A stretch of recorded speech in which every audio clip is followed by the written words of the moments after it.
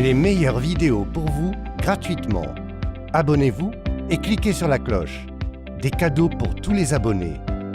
Plus de détails dans la description. Bonne écoute. Avant de quitter votre emploi, suivez ces quelques conseils. 1. Analysez votre attitude. L'attitude est révélatrice.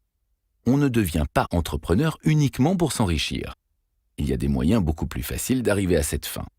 Si vous n'aimez pas le monde des affaires et les défis que pose la gestion d'entreprise, alors l'entrepreneuriat n'est probablement pas pour vous.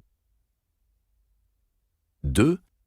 Acquérez le plus d'expérience possible aux 5 paliers du triangle PI.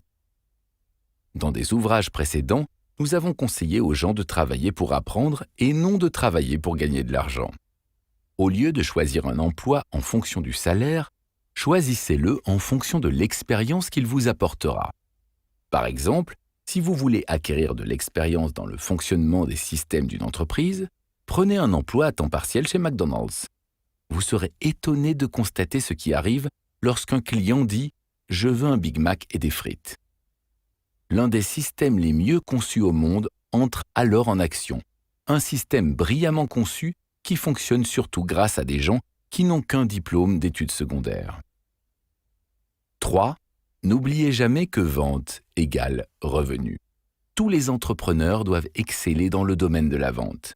Si vous n'êtes pas bon vendeur, acquérez le plus d'expérience possible dans ce domaine avant de quitter votre emploi. J'ai déjà entendu Donald Trump dire « Certains individus naissent vendeurs. Les autres peuvent apprendre à le devenir. Je ne suis pas un vendeur naturel. J'ai dû travailler fort pour le devenir. » Si vous voulez suivre une excellente formation en vente, vous pourriez envisager de vous joindre à une entreprise de marketing de réseau ou de vente directe. 4. Soyez optimiste, mais aussi impitoyablement honnête avec vous-même. Dans son ouvrage « De la performance à l'excellence », Jim Collins traite avec brio de cette nécessité. Il parle de ses entretiens avec l'amiral Stockwell, l'un des prisonniers détenus le plus longtemps au Vietnam. Lorsque Jim Collins lui a demandé quels étaient les individus qui succombaient en premier dans les cellules, l'amiral a répondu sans hésitation « Les optimistes ». Les prisonniers de guerre qui ne survivaient pas étaient ceux qui n'arrivaient pas à admettre l'horreur de leur situation. Toutefois, sachez reconnaître la différence entre le fait d'être impitoyablement honnête et d'être pessimiste. Je connais des gens qui vous diront pourquoi quelque chose ne pourrait pas fonctionner alors qu'elle fonctionne. Je connais des gens qui mémorisent le plus grand nombre possible de mauvaises nouvelles. L'individu négatif ou pessimiste est différent de celui qui est impitoyablement honnête avec lui-même. 5. Comment dépensez-vous votre argent? Trop de gens éprouvent des difficultés financières parce qu'ils ne savent pas comment dépenser leur argent. Trop de gens dépensent leur argent sans jamais en revoir la couleur. L'entrepreneur doit savoir comment dépenser son argent de manière à garantir un retour supérieur à ses déboursés. Cela n'a rien à voir avec l'avarice ou l'épargne excessive. Il s'agit plutôt de savoir quand dépenser, quoi acheter et combien débourser. J'ai vu beaucoup trop d'entrepreneurs se ruiner à force d'économiser. Par exemple, lorsque son entreprise tire de la patte, au lieu de consacrer davantage de ressources financières à la promotion, l'entrepreneur opte souvent pour une compression de ses dépenses afin d'économiser. Et son entreprise continue à péricliter. C'est prendre une mauvaise décision au mauvais moment. Chers auditeurs, n'oubliez pas de vous abonner à notre chaîne pour ne pas manquer les nouvelles vidéos et participer au tirage au sort. 6. Créez une entreprise pour vous faire la main. Personne ne peut apprendre à rouler à bicyclette sans bicyclette. Et personne ne peut apprendre à planifier, ériger et gérer une entreprise sans être propriétaire d'une entreprise. Une fois que vous vous serez familiarisé avec les différents volets du triangle PI, cessez de planifier et allez de l'avant. Comme je l'ai déjà dit, gardez votre emploi à plein temps et créez une entreprise à temps partiel. 7. Acceptez de demander de l'aide. Mon père riche disait souvent L'arrogance est la cause de l'ignorance.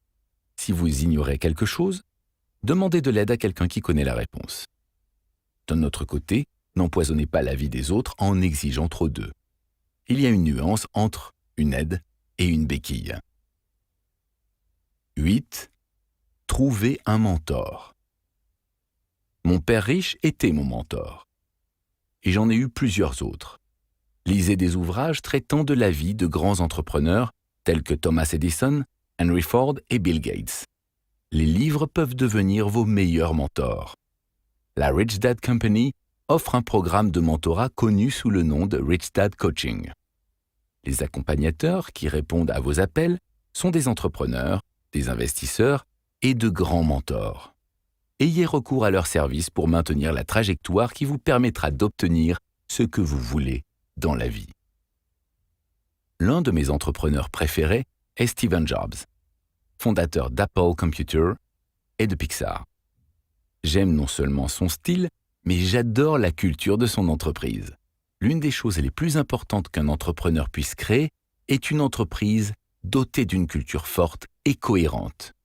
Comme je l'ai mentionné plus tôt, la Rich Dad Company fait tous les efforts possibles pour entretenir et protéger une culture d'apprentissage et de liberté d'expression. 9. Joignez-vous à un réseau d'entrepreneurs. Qui se ressemble, s'assemble. Toutes les villes dans lesquelles j'ai vécu renferment des groupes ou des associations d'entrepreneurs. Assistez à leurs réunions et trouvez un réseau qui répond à vos besoins. Entourez-vous de condisciples entrepreneurs. Ils sont là pour vous aider et vous encourager. Communiquez avec la chambre de commerce de votre localité pour connaître les dates de rencontres et de séminaires. Ces événements sont d'excellentes sources de renseignements et d'appui pour les entrepreneurs. J'ai été impressionné par l'un de ces groupes, le YEO, Young Entrepreneurs Organization. Bien que je sois trop âgé pour en faire partie, j'ai été plusieurs fois invité à animer des conférences lors de leurs réunions. J'ai toujours été impressionné par la qualité des jeunes gens que cet organisme attire dans ses rangs. 10. Demeurez fidèle au processus. Si tant de gens ne quittent pas leur emploi pour devenir entrepreneurs, c'est que l'entrepreneuriat peut être extrêmement exigeant, surtout au début. Je vous recommande de vous laisser guider par les fondements du triangle PI et de faire diligemment tous les efforts possibles pour maîtriser les 8 catégories du triangle. Cela exige du temps, mais si vous réussissez, les récompenses seront phénoménales. Comme le disait mon père riche, l'entrepreneuriat est un processus, et non pas un emploi ou une profession. Demeurez donc fidèle au processus et rappelez-vous que même si les temps sont durs, le processus vous donnera un aperçu de l'avenir qui vous attend. Au fil des ans, j'ai entendu de nombreuses personnes utiliser l'expression « objectif à long terme vraiment élevé ». Bien qu'il soit recommandé d'avoir un objectif à long terme, je crois que le processus et la teneur de la mission sont plus importants que le but. Pour expliquer ce concept, mon père riche a tracé un diagramme à l'intention de son fils et moi. Mission, processus, but. Il disait, si tu as un grand but, ta mission doit être assez forte pour te propulser tout au long du processus. Avec une grande mission, tout est possible. Nous espérons que vous avez aimé cette vidéo. N'oubliez pas de participer au tirage au sort. Abonnez-vous à la chaîne, laissez un commentaire et cliquez sur « J'aime » sous la vidéo.